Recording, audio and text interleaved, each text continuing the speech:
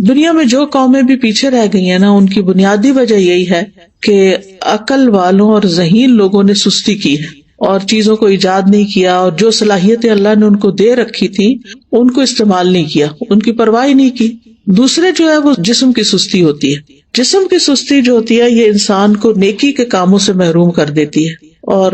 خاص طور پر عبادت میں پیچھے رکھتی ہے۔ جیسے ابھی آپ نے یہ آیت کی تلاوت سنی کہ منافق جو ہیں جب نماز کے لیے کھڑے ہوتے ہیں تو انتہائی سستی سے کھڑے ہوتے ہیں، اور بس دکھانے کی نماز پڑھتے ہیں کہ دوسروں کو پتہ چل جائے کہ ہم نے نماز پڑھ لی، اور وہ اللہ کو بہت تھوڑا یاد کرتے ہیں۔ یعنی ذکر میں بھی سستی، نماز میں بھی سستی، وضو میں سستی، ہر نیکی کے کام میں سستی۔ اسی طرح جسم کی سستی جو ہوتی ہے وہ انسان کو دنیا میں بھی ترقی سے محروم رکھتی ہے۔ یعنی جو کام انسان کو اپنے جسم سے کرنے ہوتے ہیں، اگر وہ اپنے جسم کو استعمال ہی نہیں کرتا اور محنت نہیں کرتا، مشقت نہیں کرتا، تو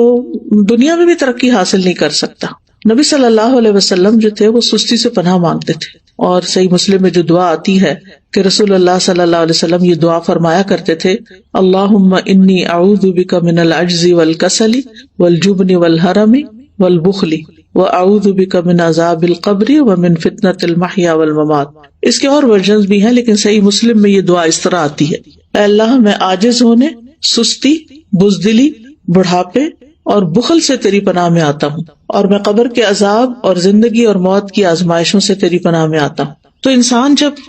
بے بس ہوتا ہے اور سست ہوتا ہے تو ہر بھلائی سے محروم ہو جاتا ہے۔ ابن قیم کہتے ہیں کہ نبی صلی اللہ علیہ وسلم نے بے بسی اور سستی سے پناہ مانگی کیونکہ یہ دونوں ایک دوسرے کے ساتھی ہیں۔ تو اگر کوئی بندہ کامل عبادت نہ کرتا ہو، مثلا صرف فرض پڑھ لیے، صرف چھوٹی چھوٹی صورتیں پڑھ کے جلدی سے بس سلام پھیر دیا، اور اس بارے میں اپنی اصلاح بھی نہ کرتا ہو، کوشش بھی نہ کرتا ہو، تو یا تو وہ اس پر قدرت نہیں رکھتا، وہ کر ہی نہیں سکتا، بالکل ہی نکما انسان ہے، اور اس کا قدرت نہ رکھنا کیا ہے؟ بے بسی ہے، یعنی ہمت ہی نہیں اس کی، یا وہ اس پہ قادر ہوتا ہے لیکن کام نہیں کرنا چاہتا، اور یہ سستی ہے۔ یعنی ایک تو شخص ہے مثلا بیمار ہے یا بوڑھا ہے یا مجنون ہے، اس کی عقل ہی کام نہیں کرتی، یا مشلول ہے یعنی پیرالائزڈ ہے، تو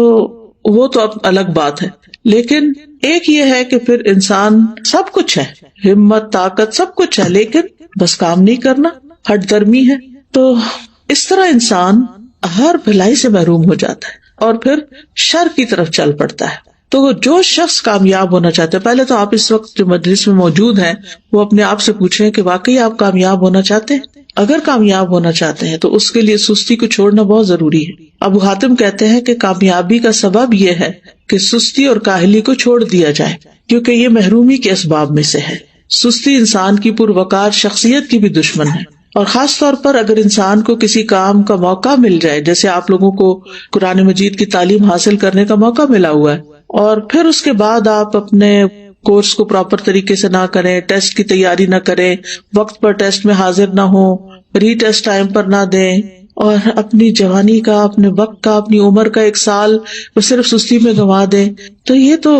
بہت بڑی غلطی ہے، اور یہ تو اپنے لیے تباہی لانا ہے۔ یعنی یہ ناکامی، کیونکہ بہت سے اسٹوڈینٹ جب ایڈمیشن لیتے اور پاس نہیں ہوتے اور پھر سال گزار کے چلے جاتے ہیں، نہ سرٹیفکیٹ لیا، نہ کوئی قرآن مکمل کیا، اور نہ ہی کوئی جو کرنے کے کام تھے وہ کیے، نہ پوری طرح سارے لیسن سنے، نہ سارے سبجیکٹس اٹینڈ کیے، کبھی صبح دیر سے آیا، یعنی مختلف طریقے سے اپنا وقت ضائع کیا، تو پھر آپ دیکھیے کہ کل قیامت کے دن کتنی ریگریٹس ہوں گی کہ کاش ہم اپنا یہ وقت صحیح طرح استعمال کرتے۔ اور اگر ہم ان لوگوں کو دیکھیں گے جو ہم سے آگے نکل گئے تو ہمیں کتنی شرمندگی اور کتنی پریشانی ہوگی کہ ہمارے پاس بھی یہی وقت تھا اور ہم کر بھی سکتے تھے لیکن ہم نے نہیں کیا، تو اپنے ساتھ دشمنی کی۔ تو ایسا شخص کبھی بھی اپنے مقاصد میں کامیاب نہیں ہوتا جو سستی کا مظاہرہ کرتا ہے، اور اس کی جو آرزویں ہوتی ہیں بس وہ آرزویں ہی رہ جاتی ہیں۔ اور بعض اوقات یہ ہوتا ہے کہ انسان ندامت کے ساتھ ساتھ اس پہ نحوست بھی طاری ہو جاتی ہے۔ تو سستی کے خلاف ہم نے جنگ کو جیتنا ہے،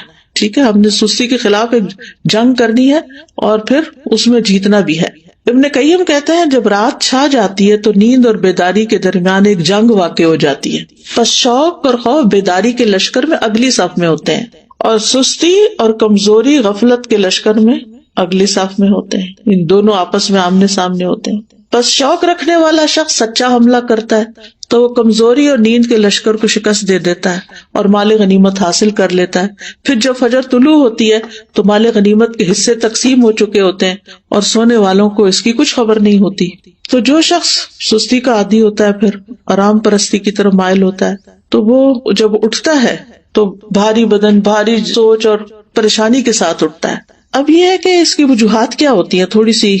وجوہات بھی ہمیں معلوم ہونی چاہیے. سب سے پہلی چیز تو نفاق ہے، اور نفاق کی وجہ سے انسان دینی فرائض میں سستی کا شکار ہوتا ہے، کیونکہ منافق کی نیت اچھی نہیں ہوتی. اگر کوئی کام کرتا بھی عبادت وغیرہ تو ریاکاری دکھاوے کے لیے کرتا ہے، لوگوں کی دنیا کی سزا سے ڈرتے ہوئے ایسے کرتا ہے. اگر نماز نہیں پڑھی تو ماں باپ کیا کہیں گے، وہ گھر سے نکال دیں گے، یا یہ کہ پھر میں لوگوں کی نظروں سے گر جاؤں گا. اسی طرح یہ ہے کہ لیسن صرف استاد کے ڈر سے یاد کرنا، قرآن کے شوق میں یاد نہ کرنا، قرآن سے محبت کی وجہ سے یاد نہ کرنا، ڈپلومہ کورس کرنا تعلیم القرآن کا لیکن اللہ کی خوشنودی کے لیے نہ کرنا، صرف ماں باپ کی خاطر کر لینا، یا پھر یہ کہ لوگوں کو بتانے کے لیے جی اس نے قرآن پڑھا ہوا ہے. تو ہمیں اپنی نیت کی بھی اصلاح کرنی ہے اور پھر اللہ کی محبت میں یہ کام کرنا ہے اور پورے شوق کے ساتھ کرنا ہے. دوسری وجہ ہوتی ہے آرام پسندی، یعنی انسان اپنے آپ کو کوئی تکلیف نہیں دینا چاہتا، بس آرام ہی کرنا چاہتا ہے. اور تیسرا یہ ہے کہ بعض اوقات انسان کی جو فراغت ہوتی ہے کہ اس کے اوپر کوئی بڑی ذمہ داری نہیں، کوئی اس کے مقاصد نہیں زندگی میں، تو پھر اس کے لیے کوئی موٹیویشن ہی نہیں ہوتی، بس ایسے ہی ادھر ادھر ہاتھ پاؤں مارتا رہتا ہے اور لگ کے کوئی کام نہیں کرتا. اور صحابہ جو تھے وہ فارغ انسان کو سخت ناپسند کرتے تھے. ابن مسعود کہتے ہیں رضی اللہ عنہ، میں اس بندے کو پسند نہیں کرتا جسے میں بالکل فارغ دیکھتا ہوں، نہ وہ دنیا کے کسی کام میں مشغول ہوتا ہے نہ آخرت کے کام میں، بس بیکار بیٹھے ہوتے ہیں لوگ. آپ نے دیکھا ہوگا کہ ہمارے یہاں کتنا عام ہے، پارکوں میں بیٹھے ہیں لوگ، سڑکوں پہ بیٹھے ہیں، فٹ پاتھ پہ بیٹھے ہیں، فارغ ہیں، بینچوں پہ بیٹھے ہیں، کوئی سگریٹ پی رہا ہے، کوئی باتیں کر رہا ہے، کوئی ٹھٹے مار رہا ہے، بس ادھر ادھر کی باتیں. پھر اسی طرح یہ ہے کہ ایک اور وجہ یہ بھی ہوتی ہے عیش پسندی، خوشحالی، کہ انسان کو جب اور لوگ کام کرنے کے لیے، خدمت کے لیے مل جاتے ہیں تو پھر وہ خود کام نہیں کرتا اور اس طرح وہ بیکار رہنے کا عادی بن جاتا ہے. لیکن بہت سے عقل مند مالدار لوگ ایسے دیکھے گئے ہیں، وہ کام کر کے خوش ہوتے ہیں، ان کے پاس مال ہوتا ہے، وہ بہت سے خادم رکھ سکتے ہیں لیکن پھر بھی وہ اپنا کام خود کرتے ہیں، اپنی گاڑی خود چلاتے ہیں. اور اگر آپ یہاں پر آ کر آپ دیکھیں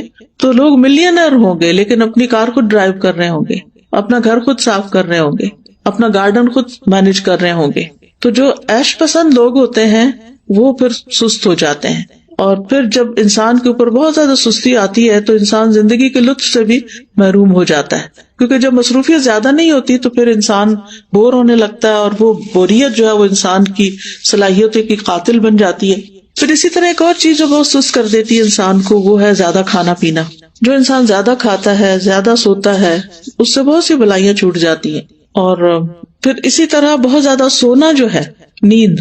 یہ بھی انسان کو سست کر دیتا ہے. جب آپ ضرورت کے مطابق سوتے ہیں تو آپ ایکٹیو اٹھتے ہیں، اور جب زیادہ سو لیتے ہیں نا، جیسے ویکینڈ پہ آپ لوگ، بس یہ تو لازم ہے نا کہ ویکینڈ پہ زیادہ سونا ہے، تو زیادہ سو لیتے ہیں تو جب آپ اٹھتے ہیں تو ایسے طبیعت پریشان ہوتی ہے، آنکھیں بوجھل ہوتی ہے، جسم تھکا ہوا ہوتا ہے، اور پھر سارا دن کوئی خاص کام بھی نہیں ہوتا. لیکن جو لوگ اپنے ویکینڈ کو بھی، سنڈے کو بھی ٹائملی اٹھ جاتے ہیں، نماز اچھے سے پڑھتے ہیں، اذکار کرتے ہیں، قرآن کی تلاوت کرتے ہیں، اپنے جو کام سوچے ہوئے ہوتے ہیں چھٹی کے دن کرنے کے ان کو ترتیب بار کرنا شروع کر دیتے ہیں، تو ان کا دن پروڈکٹیو ہوتا ہے اور وہ خوب ایکٹیو ہو کے دن گزارتے ہیں.